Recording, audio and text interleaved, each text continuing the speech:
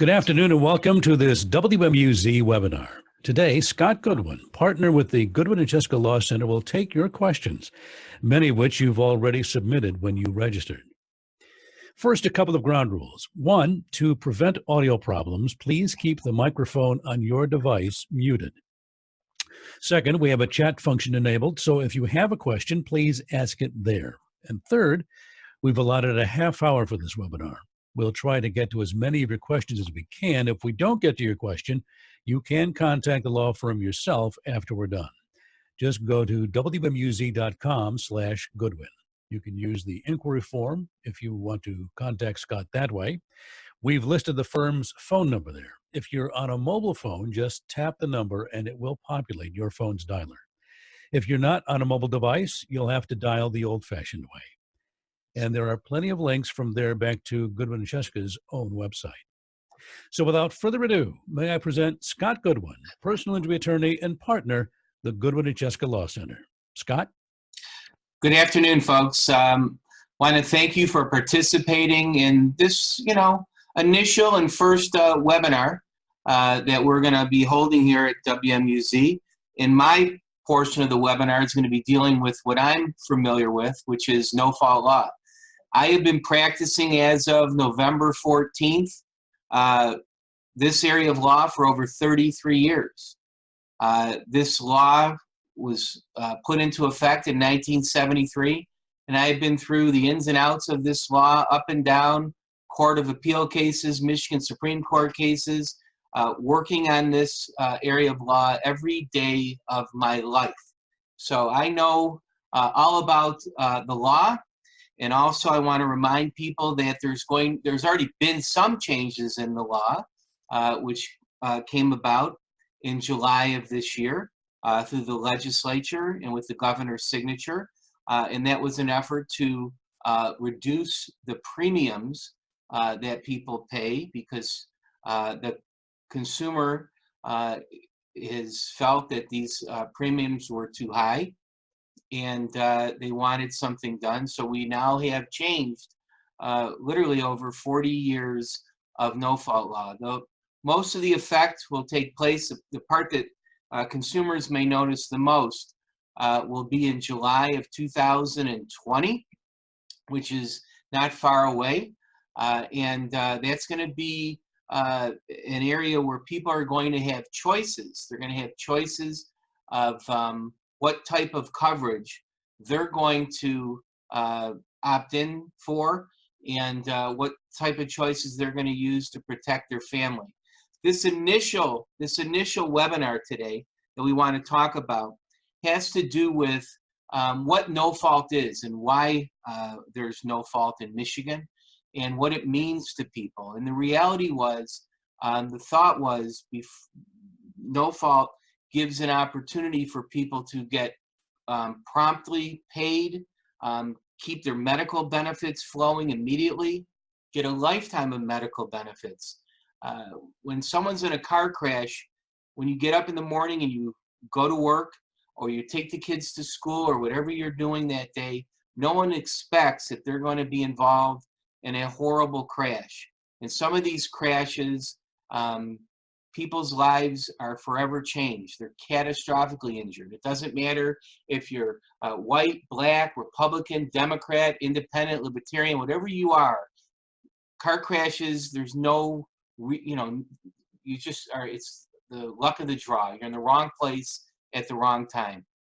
And many of these are as a result of people that are driving too fast for road conditions, drunk driving, drug driving, which we're going to have more of as recreational marijuana takes effect here shortly in Michigan, and also distracted driving, which, as you know, and I don't care who you are and I don't care what you think, most people are texting and driving. They're looking at their phones, they're doing their social media, they're getting messages from work, and that's caused a real problem on the roads because it's not just the driver, but it's also the passenger that is distracted. So you used to have a separate, extra set of eyes for the passenger that was sitting next to you. If something was coming at you out of the ordinary where you can take action to prevent a crash, And now that person's on their Facebook or on their Snapchat or Instagram or whatever people use these days. And that's unfortunate. That's the extra set of eyes that we don't see. And also as a driver, people are just spending too much time texting. And I see it, and I'm certain everybody else out there sees it every day, where you're stopped at a traffic light and you see someone texting and you have to, blow the horn because the light has already been green for 30 seconds and the person hasn't even looked up. Or you're driving down the freeway, and I've seen this, I saw it this week. You're driving down the freeway and you see someone swerving, and what are they doing? They're looking down at their phone, they're texting, they're doing whatever they're doing. So these crashes are on the increase, and the question becomes, what is no fault? And no fault, as it currently is, you have two claims. You have a claim with your own insurance company. So if you get in a crash, no matter whose fault it is, even if it's your own fault, they're going to take care of your medical bills, your lifetime medical bills. They're going to take care of your wage loss up to 3 years. So they'll pay you. If you can't go back to work, they're going to pay you up to 3 years. That keeps you in your home, that keeps your family safe, that allows for other people, either for you to get back on your feet again and get well and get back to work, or if it's catastrophic loss, for you to make arrangements so that your family understands that this is a long-term problem, and they're going to have to do something. Someone else is going to have to work. You're going to have to maybe sell your house if you can't afford to be in the house because you can't work again after 3 years. But at least it gives you some time to get back on your feet again or make accommodations. It also takes care of, if it's a catastrophic loss, someone to come into your home and take care of you. Now, a lot of people don't like strangers in their home. They don't trust them. They don't feel that they're going to give the care that a loved one may give. And so you may have a loved one, and I've had so many cases where my client's wife may have been a nurse, or the husband may be a nurse, or whomever it is, and they can afford care at their home to their loved one, to their spouse. But that person now will lose their ability to earn a living. So in Michigan, when you're catastrophically injured, instead of having to go to a facility, and you know what a facility means, it means you're sharing a room with someone, you're up all night because they may be having some challenges medically, you could have infections. Nobody wants to be in a facility. So in Michigan, with the no-fault law, we enabled people to stay home with their family, with their loved one, and their spouse would take care of them, and the spouse can get paid to take care of them. So that's an important aspect of no fault, that your spouse can take care of you. You're not put in a facility. You're not just left there on your own. So you also have that emotional support, and you have your privacy with your spouse instead of having a stranger taking care of you. Some of the other items that you are entitled to under Michigan's no-fault law is compensation to go back and forth to a hospital or a medical facility for medical mileage. It's also for doing things around the home. Like now we had some snow this year already, which is crazy. But if you weren't able to shovel your snow and you had to hire someone to shovel your driveway, then that person gets paid to do that. That takes the burden off of you. So that's some of the benefits of the no-fault law. Now we have a trade-off for having those benefits being paid. We can only pursue the person who caused the crash for pain and suffering benefits, not for medical and economic loss within that first 3 years, only for pain and suffering. And just because you're in a crash doesn't mean you get paid for your pain and your suffering. You have to meet a certain level of injury in order for you to file a claim with the at-fault driver. So if a drunk driver hits you and your car's totaled and you didn't get hurt, hopefully you didn't get hurt, then there's no money that's going to be coming to you unless you suffered a serious impairment of a body function. And that basically is some injury that we can document, say a broken bone or a herniated disc or something that we find in an X-ray and an MRI, or something, some injuries, and it could be emotional, it could be mental, it could be a brain injury, whatever it is, if that injury has changed your ability to lead your normal life. In other words, you can't lead your normal life anymore because of your injury, then you're able to seek compensation from the at-fault driver. So not everybody gets an opportunity to seek that compensation. You have to meet a certain threshold in order to meet that ability to obtain damages. And different people have different things in their life. Let's say you have someone that's an expert piano player and their hands get, their fingers get crushed, they're broken. Now, maybe somebody that wasn't a piano player doesn't necessarily need the complete working digits, and maybe it won't affect someone that doesn't need a left pinky finger if it was injured. But that piano player may need that. Could be somebody that has a back injury, that is a heavy-duty laborer. They don't have an education to go do some other job. So all they know, okay, is being able to pour cement. And if they have an injury to the back, how are they going to do that? Now, the no-fault law does allow for rehabilitation and vocational rehab and schooling. So that's something that they could afford themselves to. But it's important to know that the reason we have no-fault law is to help victims of car accidents, whether they're at fault or someone else is at fault. It's to try to keep a system where there's quick payment, all right, and it doesn't always happen, but quick payments to individuals to protect them and get them back on their feet again and not put them on state assistance right away. Now, some of the things that we're going to have changes on is that in the new law, in July of next year, everyone's going to have an opportunity to choose what type of coverage, the levels of coverage they have. You no longer are going to have unlimited benefits.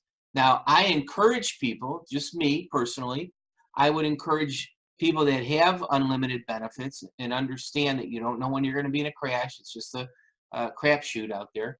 To keep an opt-in for your unlimited benefits. Keep the system the way it is for yourself because you want to protect yourself and your family. And some people will say, well, I have Blue Cross or I have a Health Alliance plan or a PPO or something.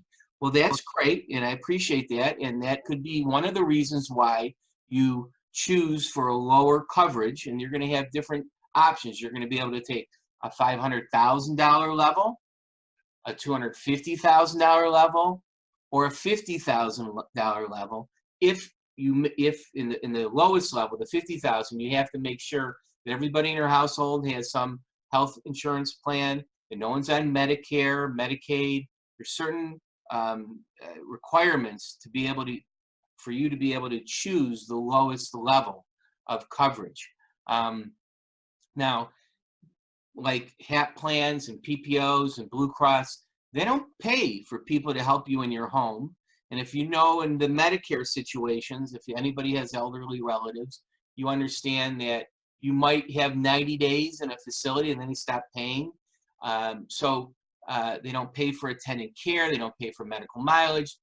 There might be a limit on how many physical therapy sessions that they pay for.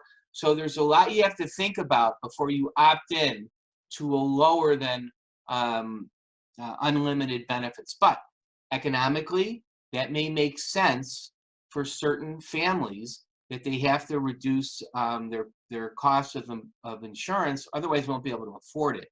And that's something that is important, affordability, because in Michigan, auto insurance is mandatory.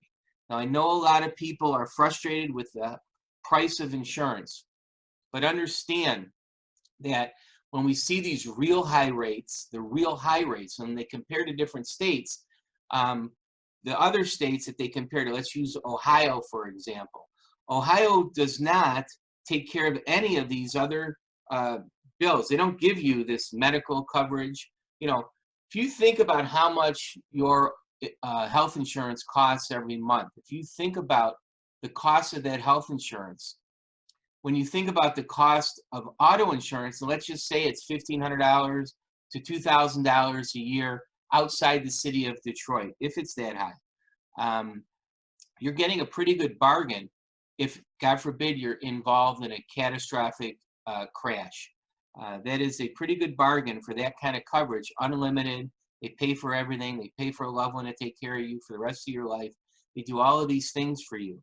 If you give that up, it's going to be a problem if you're in a catastrophic loss.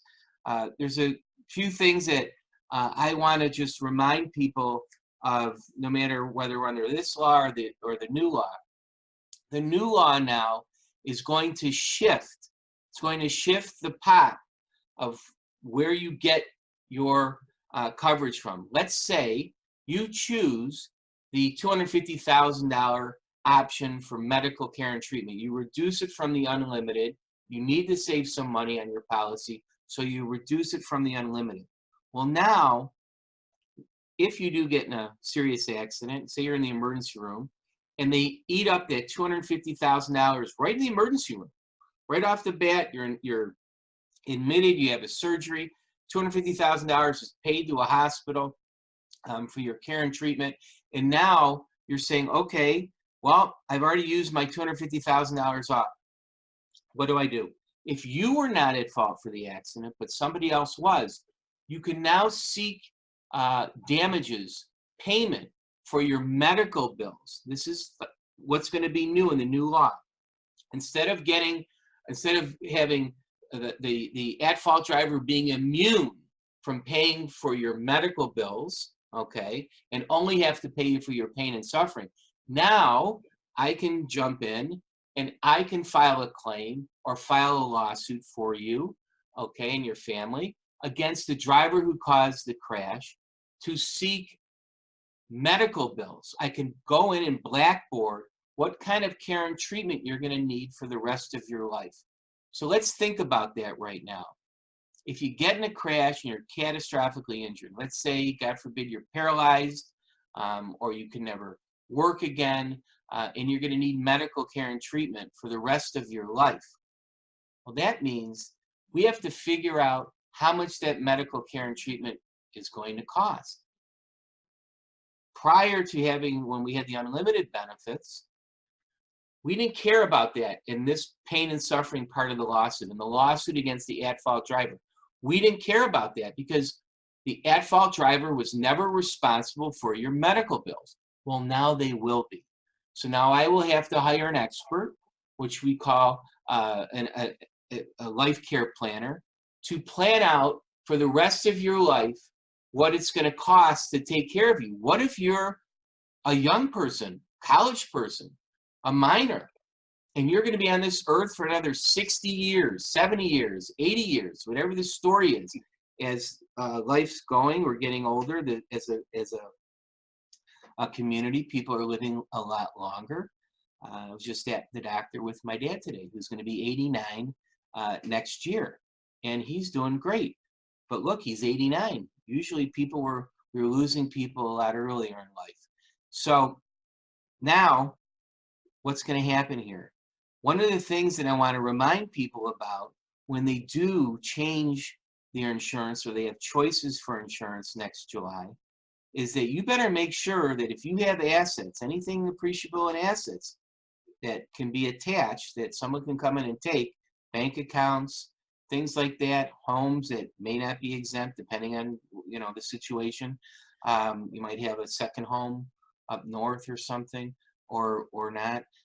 But whatever assets you have that you've worked for all your life, if you don't have enough coverage, if God forbid you're at fault, you make a mistake, you run into somebody, you hit somebody as a pedestrian, it's your fault.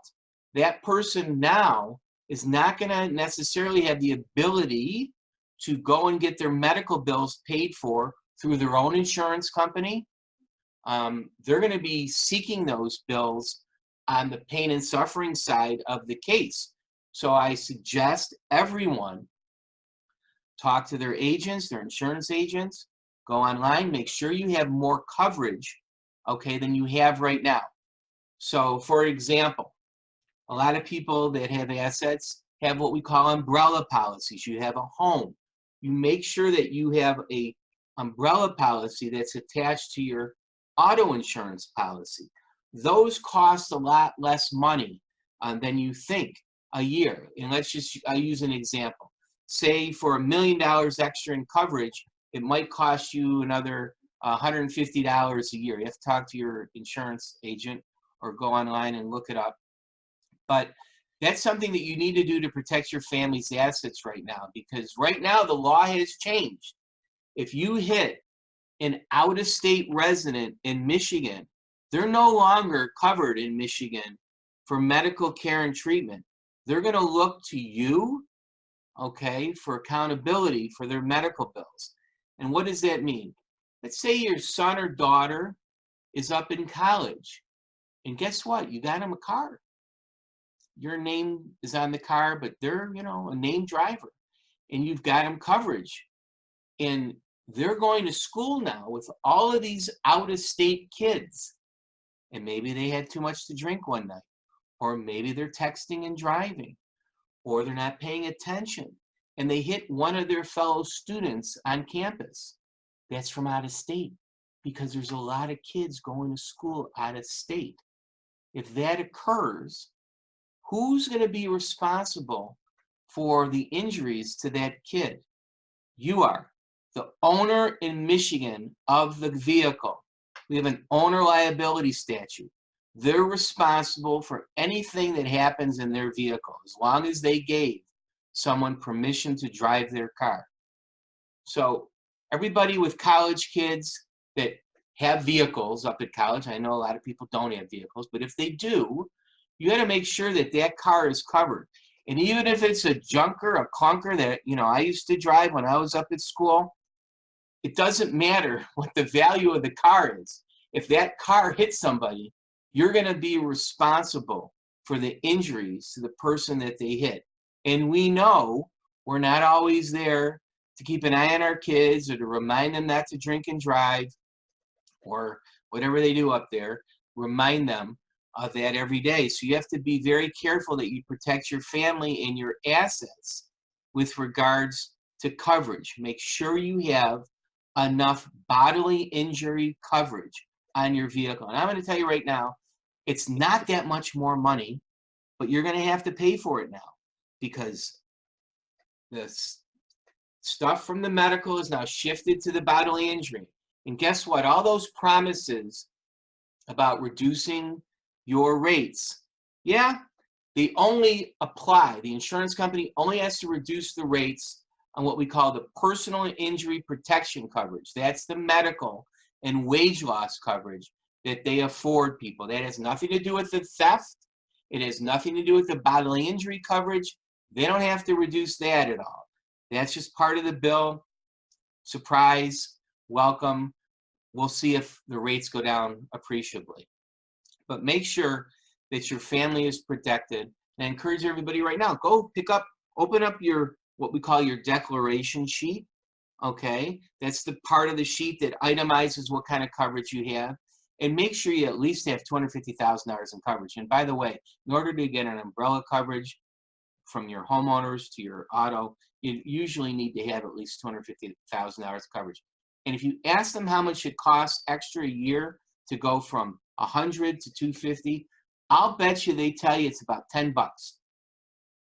Big Mac and fries and a Coke, okay? Or now a Popeye's fried chicken sandwich or something, and they're out there going to get that chicken sandwich. So I bet that's as much as it costs to protect your family and go up in the different brackets of rates. And while you're doing that, while you're looking at increasing your bodily injury rates, you need to also make sure that you increase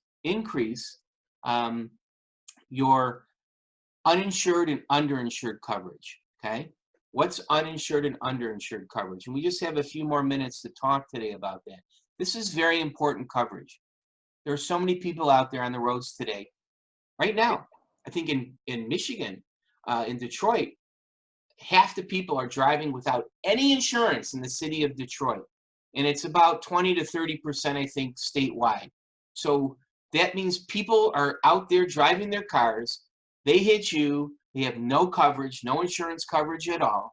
And that means you are without coverage. All right. You have to look to your own insurance company if you choose to pay for, and it's very inexpensive, uninsured motorist coverage. And with uninsured motorist coverage, make sure you pay for underinsured. Some companies link them together, like Progressive has underinsured and uninsured under one umbrella. I think Citizens has it under one umbrella. Some of the other ones, though, like State Farm, I think you have to have separate uninsured and separate underinsured. So you have to pay for both, but it's a relatively minor charge for the protection you get. And what underinsured means is, let's say that other person that hits you has the minimum coverage in Michigan. The mandatory minimum coverage in Michigan is $20,000. That's going to go up to $250,000 soon in July. Well, let's say right now you're hit by somebody that has $20,000 coverage. If your injuries are worth more than $20,000 in coverage, say they're a $100,000 injury, they're $250,000, maybe you're catastrophically injured, then you can go after your own insurance company. They'll stand in the shoes of the at-fault driver. The at-fault driver will pay the $20,000, and you'll get the additional monies for your pain and suffering or excess wage loss, okay, past the 3-year period, or if you're a high wage earner, the monthly maximum, which is about $6,000 a month. You can apply for excess wage loss through your own insurance company. So that gives you coverage, okay, additional coverage under the law. Couple other things that are going to change in July are the mini tort. If someone hits you and you have a deductible, and that's used to be like $500 and $1,000, that's going to go up to $3,000 for your property damage. So many people put a deductible on their insurance to lower the price of insurance, and that's recoverable now up to $3,000. That's helpful. Some of the big changes in July are going to be the medical facilities are not, there's going to be like a fee schedule. They're going to reduce the cost of auto insurance by reducing the costs that the insurance companies have to pay out to insurance companies. This is a law that we have right now. They're trying to make it better. They're trying to give people choices for coverage. There's also now going to be an anti-fraud unit that's going to be implemented in this bill, and that's going to help crack down on the scoundrels, on the bad actors, and that's both medical facilities that are charging too much. It could be lawyers that are out there soliciting for business and driving up bills. Lawyers aren't supposed to be calling you directly within 30 days of a crash. Nobody should be contacting you. You can contact a lawyer within 30 days, but lawyers aren't supposed to be reaching out to you. And they're folks from medical facilities. There should not be a system where people are seeking you out to find you and make up a case. That's what we've been trying to work on so diligently over the years to protect the public and to reduce the cost of insurance. These are some of the items that are going to be changing in the no-fault area of law. We're going to follow up with that as the changes are implemented. But I urge you folks to watch for these changes, choose wisely, be a good steward, both in your money and in the protection of your family. It is very important.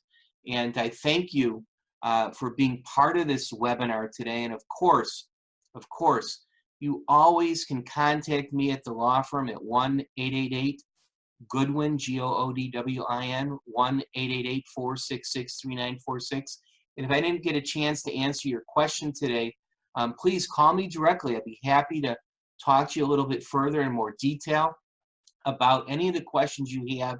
It's no charge. We love to talk to listeners. We love to answer their question. We love to give them information. Knowledge is power, and we love for you to use this as a resource to help you with any problems that you have. And I know that my time is going to be up shortly, and I thank everybody for giving me the opportunity to speak with you today and for you participating in today's webinar on no fault.